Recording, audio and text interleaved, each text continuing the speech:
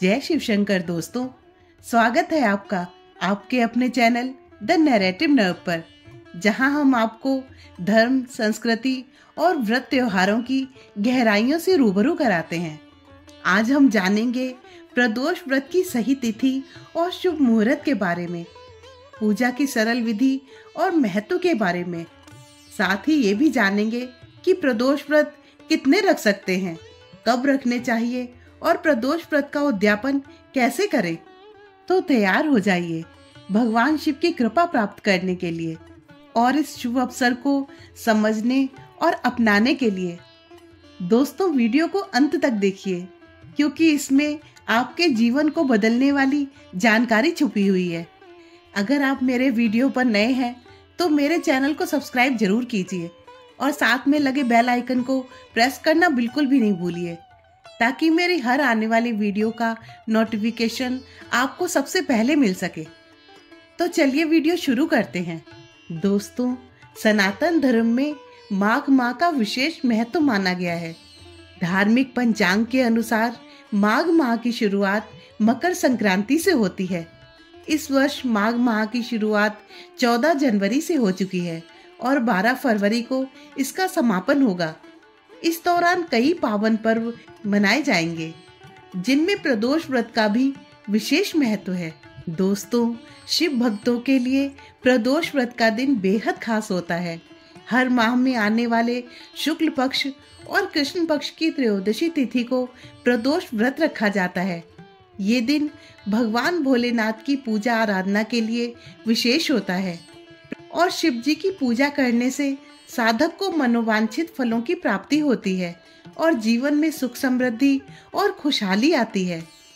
दृक पंचांग के अनुसार जनवरी माह का दूसरा प्रदोष व्रत 27 जनवरी 2025 दिन सोमवार को रखा जाएगा। सोमवार को पड़ने के कारण इसे सोम प्रदोष व्रत कहा जाएगा। सोम प्रदोष व्रत का दिन शिव जी को प्रसन्न करने के लिए सबसे उत्तम दिन माना जाता है।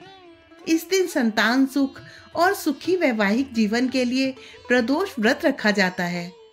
आइए जानते हैं जनवरी माह के दूसरे प्रदोष व्रत की सही तिथि, शुभ मुहूर्त और शिव पूजा की सरल विधि के बारे में। दृक पंचांग के अनुसार पौष माह के कृष्ण पक्ष की त्रयोदशी तिथि का आरंभ 26 जनवरी 2025 को रात 8:45 पर हो रहा है और अगले दिन 27 जनवरी 2025 को रात 8:34 पर समाप्त हो रहा है। ऐसे में उदया तिथि के अनुसार और प्रदोष काल पूजा मुहूर्त को ध्यान में रखते हुए 27 जनवरी दिन सोमवार को प्रदोष व्रत रखा जाएगा। अब जानते हैं पूजा के शुभ मुहूर्त के बारे में। 27 जनवरी को सोम प्रदोष के दिन प्रदोष काल पूजा का शुभ मुहूर्त शाम 5:56 से लेकर रात 8:42 तक है। जानते हैं प्रदोष व्रत की पूजा विधि के बारे में। सोम प्रदोष के दिन सुबह जल्दी उठकर स्नान के बाद स्वच्छ कपड़े धारण करें और इसके बाद भगवान भोलेनाथ का ध्यान करें और प्रदोष व्रत का संकल्प लें। संभव हो तो पूरे दिन निराहार या फलाहार व्रत रखें। शिवलिंग का जलाभिषेक करें। मंदिर में शिव गौरी की प्रतिमा के समक्ष दीप जलाएं और शिव जी की विधिवत पूजा करें। इसके बाद प्रदोष काल में पूजा आरंभ करें। प्रदोष काल में शिवलिंग की पूजा का विशेष महत्व है। शाम को शिव मंदिर जाएं या घर पर ही शिवलिंग पर जल, दूध, दही, गंगा जल, शहद और घी अर्पित करें। इसके बाद शिव जी को बिल्व पत्र, आग के फूल, धतूरा, भांग समेत सभी पूजा सामग्री चढ़ाएं। सोम प्रदोष व्रत कथा का पाठ करें। शिव जी के बीज मंत्र ओम नमः शिवाय का 108 बार जाप करें। इसके बाद शिव जी की आरती उतारें। पूजा के दौरान हुई गलती के लिए क्षमा प्रार्थना करें और सुख समृद्धि की कामना करते हुए पूजा समाप्त करें। आइए अब जानते हैं कि प्रदोष व्रत के समय हमें क्या खाना चाहिए और क्या नहीं खाना चाहिए। दोस्तों, प्रदोष व्रत में शाम को प्रदोष काल में भोजन किया जा सकता है।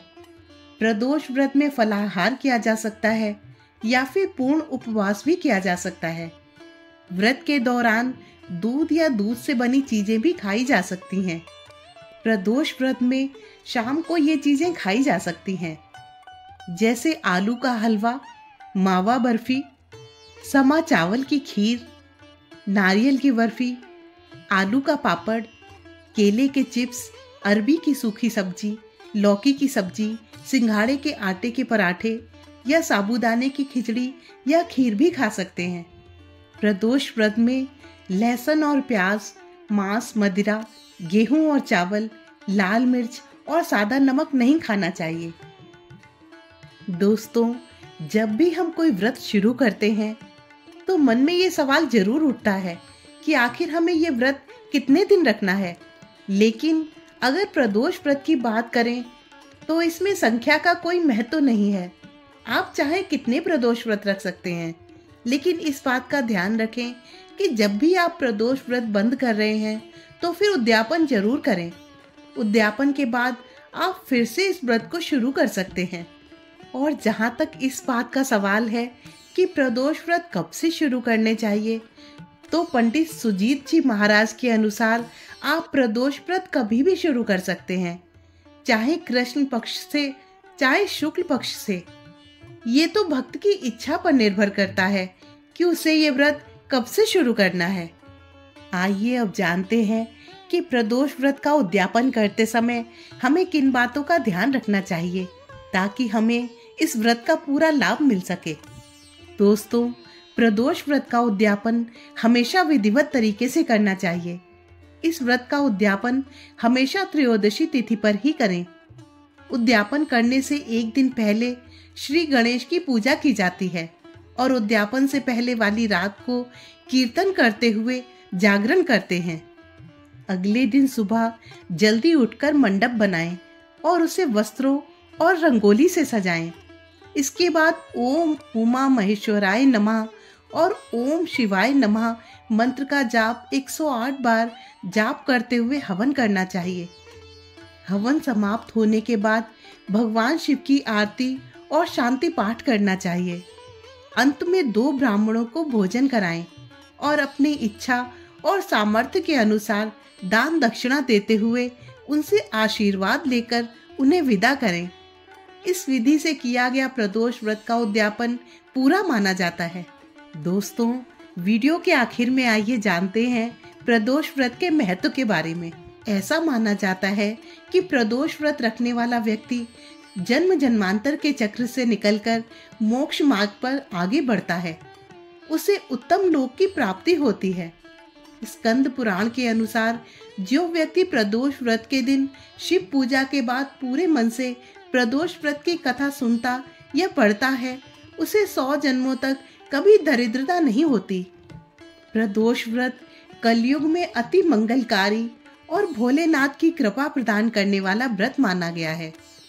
सायंकाल को प्रदोष काल कहा जाता है। ऐसी मान्यता है कि प्रदोष काल के समय महादेव कैलाश पर्वत के रजत भवन में नृत्य करते हैं। जो भी व्यक्ति ये व्रत करता है उसका हमेशा कल्याण होता है। प्रदोष व्रत को करने से हर प्रकार का दोष मिट जाता है। प्रदोष व्रत करने से सारे संकटों से छुटकारा मिलता है। माना जाता है कि प्रदोष व्रत रखने से 2 गायों को दान करने का पुण्य प्राप्त होता है। दोस्तों, अगर ये जानकारी आपको पसंद आई हो और आप इसे दूसरों के साथ साझा करना चाहते हैं तो इस वीडियो को लाइक और शेयर जरूर करें और हमारे चैनल को सब्सक्राइब भी जरूर करें। आशा करती हूँ कि आपका व्रत सफल हो और भगवान शिव की कृपा आप पर बनी रहे। अगली बार एक और खास वीडियो के साथ जल्द ही मिलूंगी। तब तक के लिए हर हर महादेव।